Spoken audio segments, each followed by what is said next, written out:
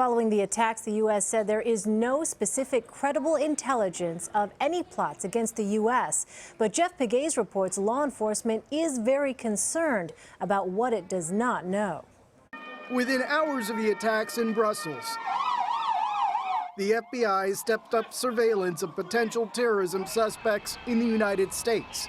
Diego Rodriguez is an assistant director of the FBI. We're going to ramp up on all of our subjects here, 24/7 surveillance, and cover them just in the event that there is some type of connection. Officials are concerned about the potential for ISIS sympathizers to plot attacks in the U.S. There was a similar fear after the Paris attacks in November. Frank Salufo is a former White House counterterrorism official. The concern is, could there be copycats in the U.S.? You always need to be worried about copycats because there's an old saying, terrorists are not innovators, they're imitators. According to this report by the House Homeland Security Committee, more than 1/3 of ISIS-linked terror plots have been aimed at the United States or its interests overseas. U.S. officials also estimate 30,000 foreign fighters have traveled to Syria and Iraq to join ISIS, including around 150 from the U.S.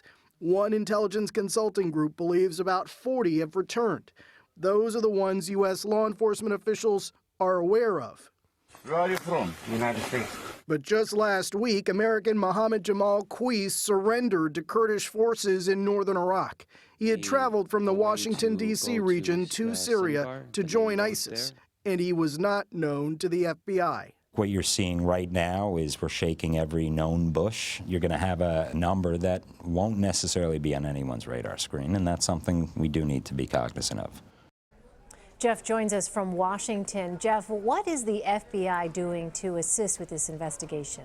CBS News has learned that the FBI is working on sending a team of investigators to Belgium to assist. We're talking recovery experts, technicians, and analysts. So they are planning on sending a team to help with this investigation.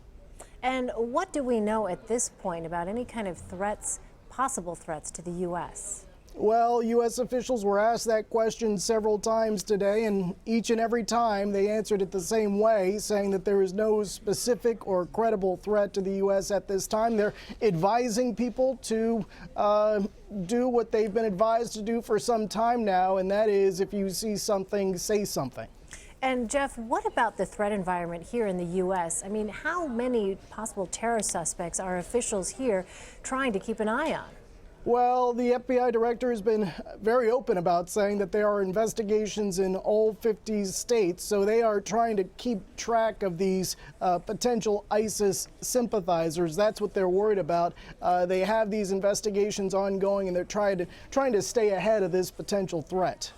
All right, Jeff Pegues in Washington for us. Jeff, thank you so much.